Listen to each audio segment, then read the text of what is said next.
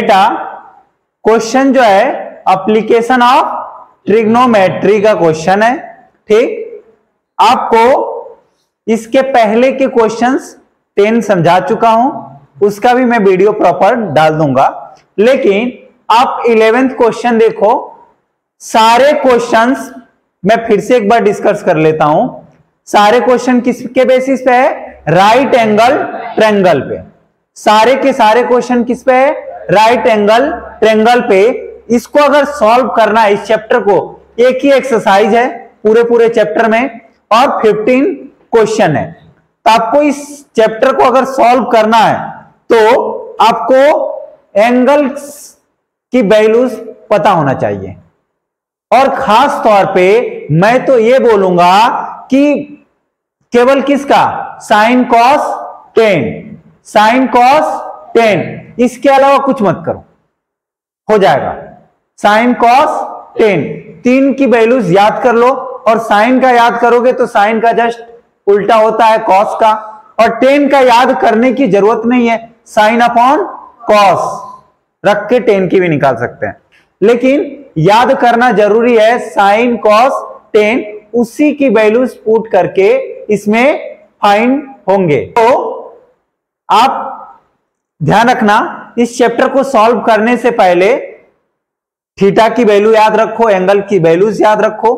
दूसरी चीजें, 3 ही चीजें इसमें राइट एंगल से सारे क्वेश्चंस हैं। क्या होगा? Perpendicular, hypotenuse, base. ये तीनों, इसमें 3 में से कोई एक देगा। अगर कोई एक देगा, जैसे परपेंडिकुलर देगा तो थीटा एक दे देगा और दूसरा पूछ देगा, 2 देने की भी जरूरत नहीं पड़ेगी। ठीक, परपेंडिकुलर, बेस, हाइपोटेनियस, तीनों में से कोई एक देगा तो आपको एक एंगल दे देगा। तो उसी के हेल्प से, एंगल और परपेंडिकुलर, बेस, हाइपोटेनियस की हेल्प से, किसी एक की हेल्प से हम क्या निकालेंगे? दूसरा जो पूछेगा हम उसकी वैल्यूज फाइंड कर सकते हैं।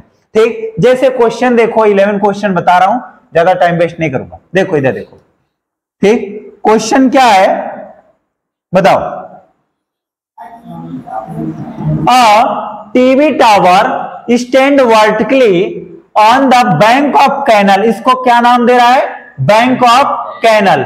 अभी इसके पहले पेडेस्ट्रियल का यूज हुआ था, मतलब भैया कुछ भी हम खड़ा करते हैं, मूर्ति कोई खड़ा करेंगे, स्टैचू खड़ा करेंगे, तो उसके नीचे उसको हम लोग क्या बोलते हैं? हिंदी में क्या बोलेंगे? हाँ, बेस। कि भैया ये बेस है उसका, उसके ऊपर हम खड़ा कर दिए। ठीक, स्टैचू कोई खड़ा कर रहा है। वैसे ही टावर है, टावर के नीचे उसको खड़ा करने के लिए बनाया गया, उसको क्या बोला है? Bank of canal. तो बैंक ऑफ कैनल पे वर्टिकली एक टीवी टावर खड़ा है। ठीक, अब याद रखना। ठीक, और from a point on the other bank direction opposite to the tower, tower के अपोजिट डायरेक्शन में, ठीक, the angle of elevation of the top of the tower is 60 degree.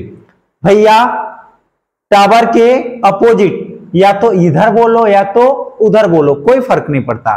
ठीक, एक पॉइंट से हम देख रहे हैं टावर को, तो कितना एंगल बन रहा है?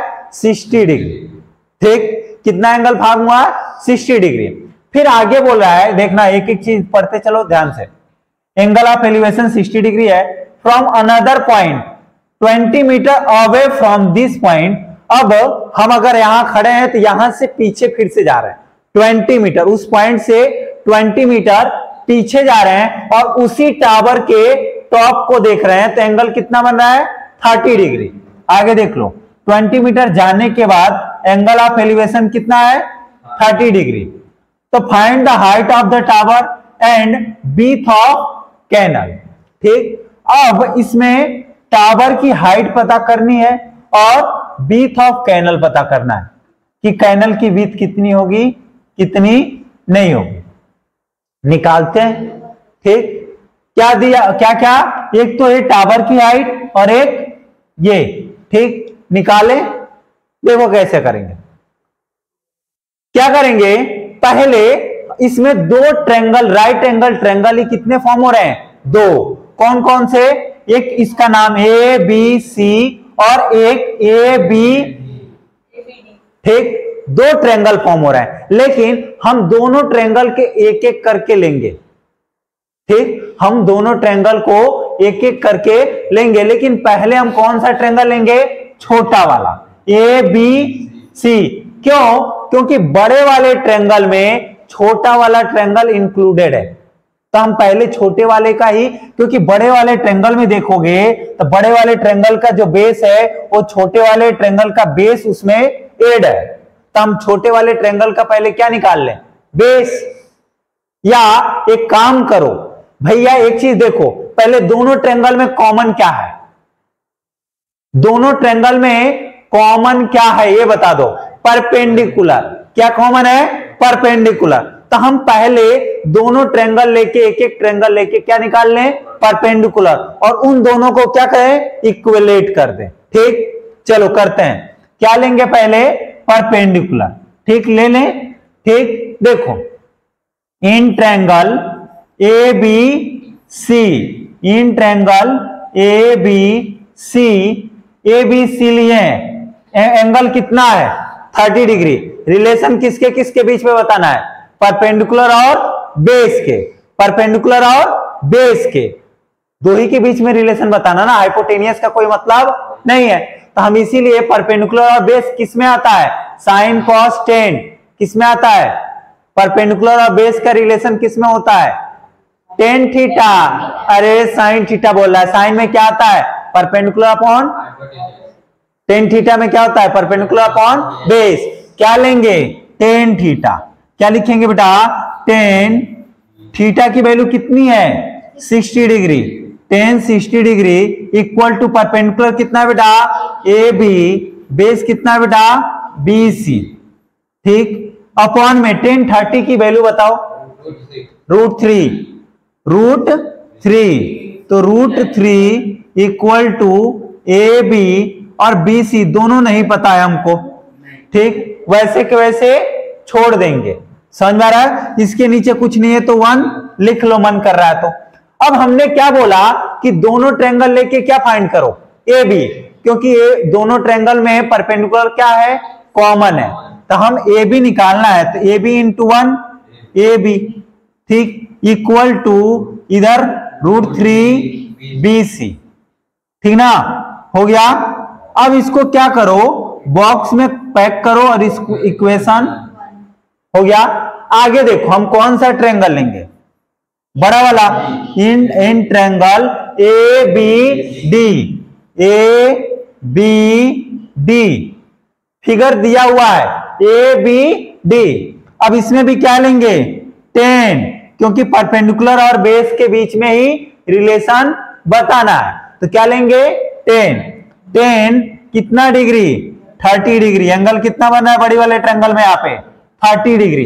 तो 10 30 degree equal to perpendicular A B, base क्या हो जाएगा? B D. क्या होगा? बी डी, वो बी सी बोल रहे हैं। ठीक, हो गया। आगे देखो एक चीज है, यहीं पे समझना। ठीक, साइड में कर दूं क्या?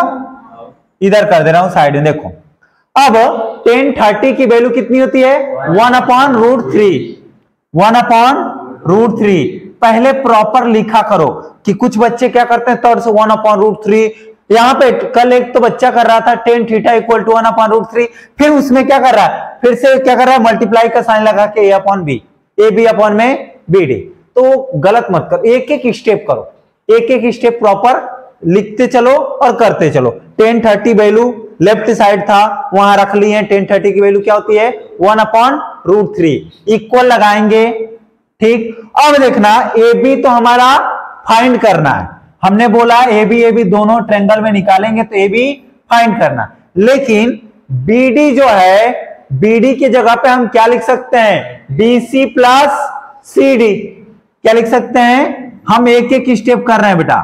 B C plus C D हम डायरेक्ट लिख देते हैं 20 प्लस बी सी लिख देते कि नहीं, लेकिन हम एक एक स्टेप कर रहे हैं, आपको समझ में इजिली आए। आगे देखो 1 अपॉन रूट थ्री। ठीक, या मल्टीप्लाई कर लो, क्रॉस मल्टीप्लाई, इधर इधर 1 से करेंगे क्या होगा, BC plus CD equal to √3AB, है ना? होगा कि नहीं होगा? सही है। आगे देखो, BC की जगह पे BC ही रहेगा, लेकिन CD की जगह पे 20 मीटर, कितना, 20 इक्वल टू √3AB। अब एक बात, तो हमको AB की वैल्यू निकालनी है। मैंने बोला कि दोनों ट्रायंगल में किसकी वैल्यू निकालें, AB का, जिससे क्या होगा कि हम दोनों को इक्वलेट करके एक एक करके वैल्यू फाइंड कर लेंगे। ठीक, देखो तो AB के साथ क्या है, √3 को इधर क्या करेंगे, भेज देंगे, इधर मल्टीपल में तो इधर आके डिवीजन में, तो क्या हो जाएगा, हम डायरेक्ट ऐसा लिख लूं, चलेगा ना, AB equal to BC plus, ठीक देखना ध्यान से, BC प्लस 20 अपॉन में √3, ये √3 इधर आया, समझ में आ रहा है, ये इक्वेशन 2। ठीक, अब फ्रॉम इक्वेशन 1 एंड 2 यहां भी AB निकाला हूं, यहां भी AB ही फाइंड किया हूं, और AB दोनों क्या है, कॉमन है, समझ में आ रहा है। इसीलिए हम क्या लिखेंगे, AB इक्वल टू AB, और हम क्या लिखेंगे, अब यहां से देखना ध्यान से। ठीक, अब यहां पे AB की वैल्यू क्या थी, √3BC, यहां रख लो, √3BC इक्वल टू, यहां लिख देता हूं, नहीं तो कहोगे कहां से आया, फ्रॉम इक्वेशन 1 एंड 2। ठीक, अब यहां पे लिखूंगा AB की वैल्यू √3, क्या था बेटा, √3, बोलो, अरे √3BC इक्वल टू, यहां AB की वैल्यू क्या है, BC प्लस 20 अपॉन में √3, समझ आ रहा है, थोड़ा सा ऊपर कर लो। ठीक, देखो यहां पे, अब √3 का इधर मल्टीप्लाई, इसके नीचे कुछ नहीं है तो 1, तो इसका इधर मल्टीप्लाई क्या हो जाएगा, BC प्लस 20 इक्वल टू, इधर करेंगे क्या हो जाएगा, √3 का √3 से मल्टीप्लाई करेंगे 3BC, कितना हो जाएगा, 3BC। इस BC को उठा के उधर भेज दे रहा हूं, इधर क्या बचेगा, 20 इक्वल टू 3BC माइनस का BC, 3BC में से BC जाएगा, 2BC इक्वल टू 20, तो BC इक्वल टू क्या होगा, 20 अपॉन में कितना आएगा, कितनी मीटर, क्या आया। ठीक, ये बैंक ऑफ कैनल की अपने को क्या पता चल गया, देख लो, BC जो है ये था, अपने को निकल गया बेस, पहले वाले ट्रायंगल का बेस निकल गया। अगर बेस निकल गया तो BC की वैल्यू, एक बार था हमको यहां पुट कर लें, यहां पे तो AB की वैल्यू नहीं निकल जाएगी, और AB की तो वैल्यू पूछी थी, AB और BC की वैल्यू पूछी थी, BC की वैल्यू निकल गई, AB की वैल्यू निकालेंगे, तो from putting the value of BC in equation 1, क्या लिखेंगे, putting the value of BC in equation 1, putting the value of BC